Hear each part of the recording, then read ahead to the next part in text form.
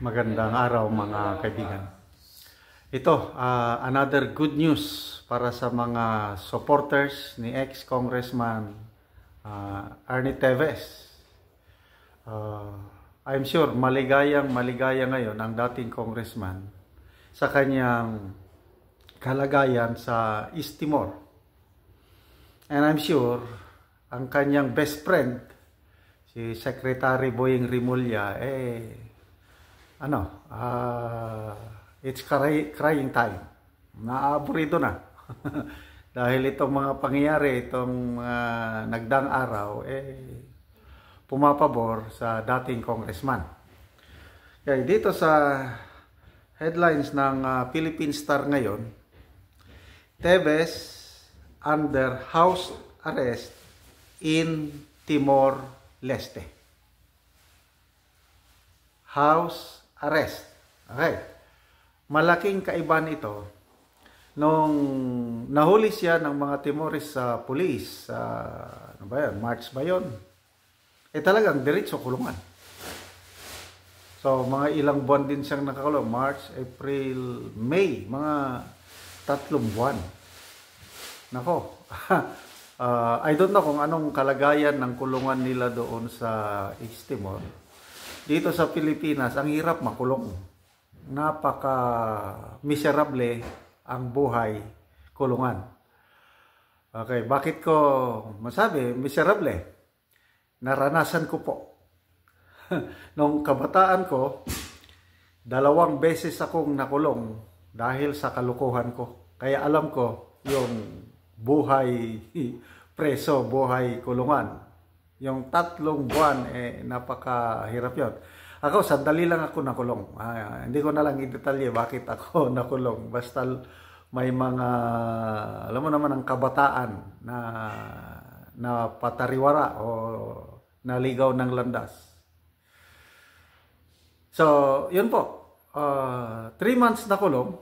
Okay, so bago lang, mga 3 days ago, nag-issue ang korte sa East Timor na i-release ang ex-congressman.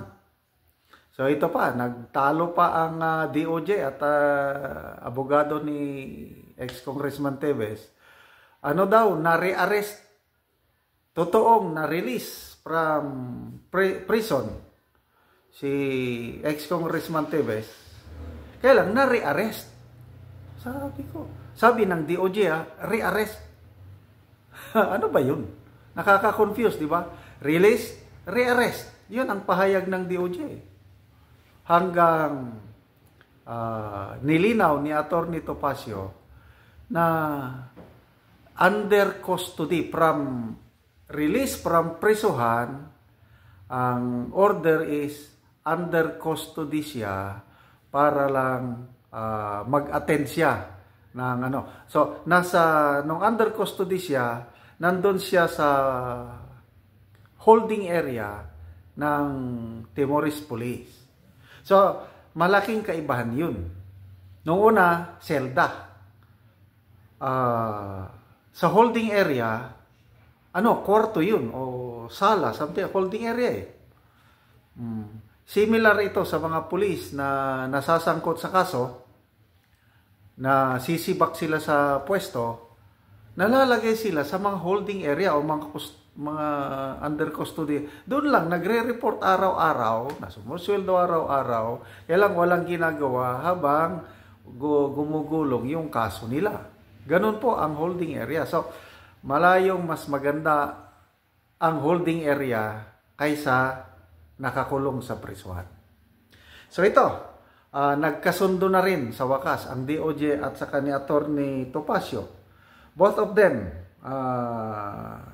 the Department of Justice, sabi dito, and Teves lawyer confirmed this development yesterday with the DOJ citing the Prosecutor's General Office of Timor-Leste. So, ganun din ang pahayag ni Atty. Topacio, house arrest na siya, under house arrest. Okay.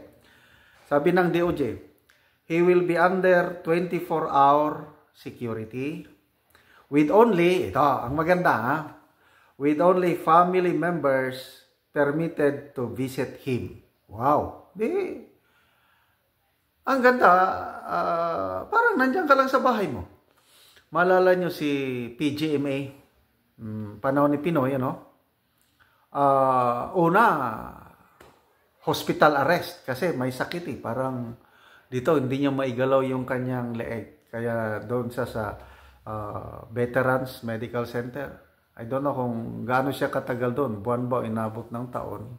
Then from hospital arrest, napunta si PGMA, house arrest. Okay. Sino pang na house arrest? Si Erap. May patalsik siya noong 2001. Tapos, convicted ate siya sa Sandigan Bayan. Ano ba yun? Basta convicted. Plunder ba o ano? So, na house arrest si Erap sa bahay niya sa Tanay Rizal. Si Erap naman, tinanggap niya na malugod kasi nasa bahay ka eh. Hindi ka lang makalabas-labas ng ano. Kaya lang, nakakagalaw ka. May bahay mo eh. Nakakabisita ang mga pamilya mo. Okay na yun kung sa akin. House arrest. Kahit ilang taon pa. Kaya, yun. Sinasabi ko, mas malayong maligaya ngayon si ex-congressman Tevez kumpara sa yung hirap niya sa kulungan. Ano pa? So, he is Yosek ng DOJ, sabi niya, Tevez is under the control of the police authorities, yan, and deprived of liberty. So, binabantayan siya ng mga police, of course. So, deprived of liberty, hindi siya pwedeng makapamasyal-pasyal. Yun lang ang, anyway, wala na yung pasyal-pasyal. Ano ang purpose? Bakit siya hinaus arrest? Ito lang ang purpose. Hindi dahil may kasalanan siya sa East Timor. Wala siyang krimen sa East Timor. Dito lang sa Pilipinas, mayroong alleged crime. Okay, doon siya mananatili siya sa house arrest niya habang ang korte ng East Timor magkakandak ng hearing sa request ng Philippine government, yung extradition request. So mayroong formal request ang Philippine government na i-turn over ng Timorese court o Timorese government ang ex-congressman pabalik sa Pilipinas para harapin ang naisampang kaso sa kanya sa korte. So ganun po. Kaya lang, I don't know kung gaano katagal ang proseso. Okay.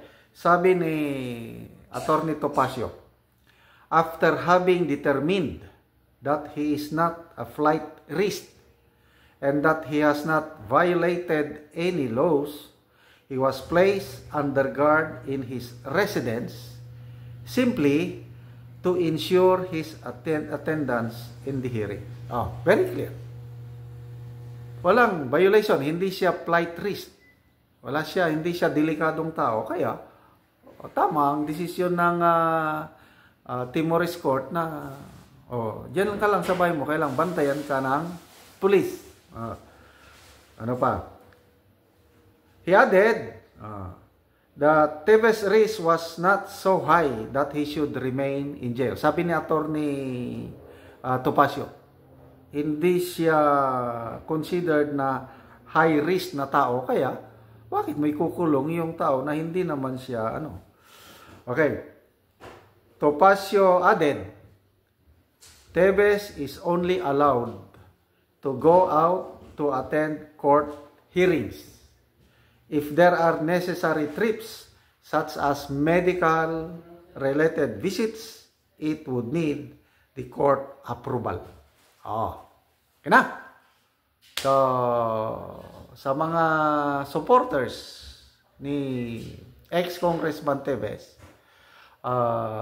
malaking bagay na ito, malaking alibyo, malaking kaginhawaan, dahil kung nasa loob ka ng bahay, you can sleep anytime you want, you can play, you can, I don't know, gaano kalaki yung bahay ba niya ito o nagre-renta lang?